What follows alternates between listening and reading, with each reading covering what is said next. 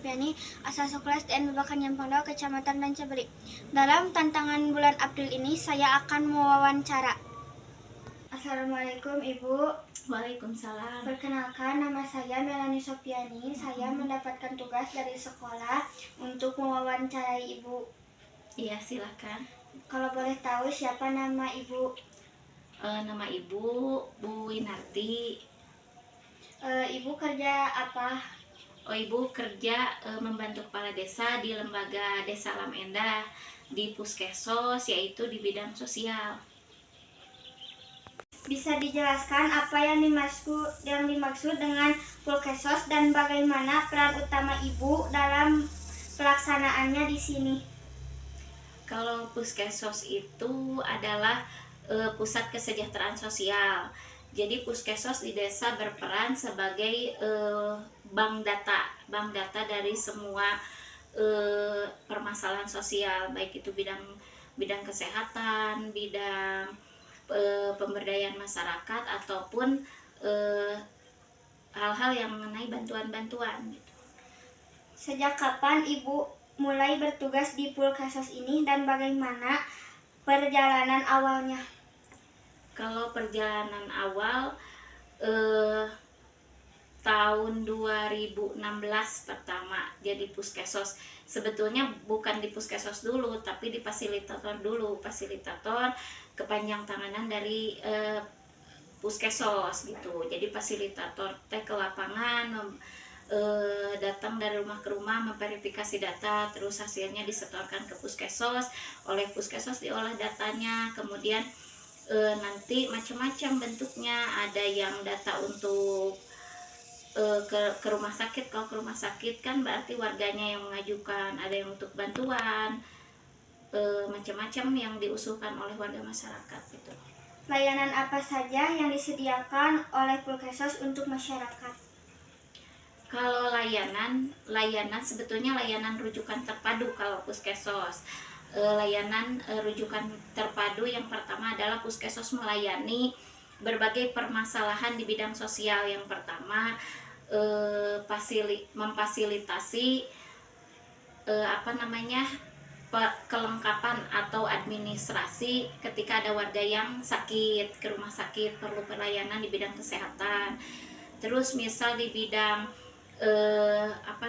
kalau bantuan itu PKH, terus BPNT, memperbaiki data, memverifikasi data itu.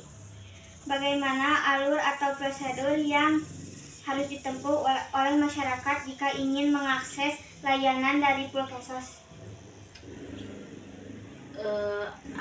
Coba ulangi lagi. Bagaimana alur atau prosedur yang harus ditempuh oleh masyarakat jika ingin mengakses layanan dari Puskesos? Berarti alur atau prosedur seperti tadi ya. Lupa satu lagi, kalau Puskesos itu kan pelayanan di bidang pendidikan juga ada, di KIP sekolah atau KIP kuliah gitu ya. Memfasilitasi, yang pertama layanan apa yang harus ditempuh. Yang pertama adalah warga masyarakat bisa mengajukan ke RT RW, minta persyaratan kepada RT RW bahwa saya layak untuk mengajukan bantuan. Nanti disertakan oleh keterangan miskin dari RT RW, terus melengkapi foto rumah, terus KKKTP harus sesuai. Misalkan yang berhak mengajukan bantuan harus buruh harian lepas, terus foto rumah harus pakai titik koordinat. Nah, itu mungkin persyaratan yang harus dilengkapi ketika warga masyarakat ingin mengajukan bantuan gitu. Dokumen atau persyaratan apa saja yang perlu disiapkan oleh warga untuk mendapatkan layanan tersebut? Ya, layanan dokumen apa saja. Kalau dokumen apa saja kan berarti kayak tadi, berarti KTP dan KTP harus berdomisili di wilayah kerja Puskesos sendiri. Misalkan di Desa Alam Endah berarti KTP-nya harus Alam Endah gitu.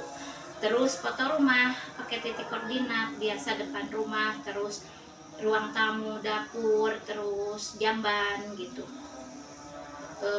Terus SKTM SKTM di atas materai yang bisa diminta ke RT RW, terus keterangan penghasilan juga. Apa tantangan terbesar yang Ibu hadapi selama menjalankan tugas di Pulkesos? Tantangan terbesar ketika menjalankan tugas di Puskesos ya, banyak sekali. Yang pertama dari warga masyarakat yang ingin mengajukan bantuan, karena tidak semua yang mengajukan ke desa ingin bantuan itu di ACC semua, karena tergantung kuota dan skala prioritas gitu. Karena kan alurnya dari desa di Musdeskan, terus ke dinas sosial, dari dinas sosial langsung ke Kementerian Sosial. Nah, nanti dari Kementerian Sosial baru ada SK gitu. Nah, sedangkan kalau warga masyarakat itu kan kadang kalau tidak diajukan jadi marah, atau misalkan bertanya kenapa terus menerus gitu. Jadi ya itu tadi permasalahannya itu aja. Sejauh ini apakah ada perubahan signifikan yang dirasakan oleh masyarakat sejak hadirnya Pulkesos? Sangat, karena Puskesos adalah bank data dan layanan rujukan terpadu. Soalnya kalau tidak ada Puskesos, jadi fasilitasi kesehatan, misal ada warga miskin yang tidak punya BPJS, bisa dilayani dengan SKTM, dan itu kan perlu upload aplikasi. Nah, Puskesos itu bisa memfasilitasi itu. Terus bila ada warga masyarakat yang tidak mendapatkan bantuan atau prasejahtera, bisa diajukan gitu. Terus kalau ada anak sekolah yang membutuhkan bantuan beasiswa, Puskesos juga bisa memfasilitasi dengan memberikan surat yang akan memperkuat siswa tersebut untuk mendapatkan KIP gitu. Terus sekarang kan bisa juga untuk cerai sampai ke cerai gratis gitu, pengurusan cerai gratis. Banyaklah Puskesos membantu desa di berbagai bidang pendidikan, di bidang, pokoknya di bidang kesejahteraan sosial gitu.